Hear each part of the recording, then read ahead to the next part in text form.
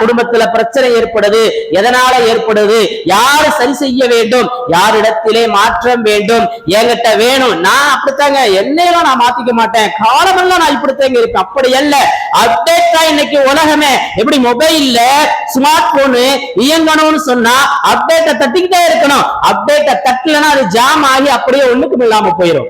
பல லட்சங்கள் பல ஆயிரங்களை கொடுத்து வாங்கிய மொபைலு அப்டேட்டை கேட்கும் போது நம்ம வாழ்க்கையில நாம நம்மளை கொஞ்சம் அப்டேட் பண்ணணுமா வேணாமா யோசித்து பார்க்க கடமைப்பட்டிருக்கின்றோம். அதே நேரத்தில் செயல்களிலே மாற்றம் வேண்டும். வளமையான செயல்கள் இது இப்படித்தாங்க, இதுல மாற்றம் இல்லைங்க, அப்படி அல்ல.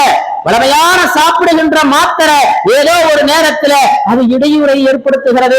சுகர் வந்துருச்சுன்னு சொல்றாங்க, தினமும் மாத்திரை போடணும்னு சொல்லப்படுது, பிபிக்கு மாத்திரை போடணும்னு சொல்லப்படுது. மாத்திரை போட்டுக்கிட்டே இருக்காரு, சரியா இயங்குவதற்கு தான் மாத்திரை, கடைசியில் அது அவரை லோவாக்கிறது. அந்த நேரத்துல அவர் மாத்திரை போடக்கூடாது.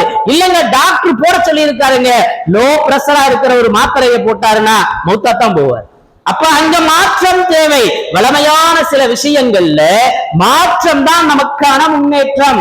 எனவே நம் வெற்றிக்கான வழிகள்ல நான் இப்படித்தாங்கிறதை தாண்டி இதில் எப்படி வெற்றி பெறலாம் என்பதற்கு சில மாற்று வழிகளை யோசனை செய்ய வேண்டும். நம்முடைய அன்றாட செயல்பாடுகள்ல வளமையான விஷயங்கள்ல நாம கொஞ்சம் நம்மளை மாத்திக்கிறணும்.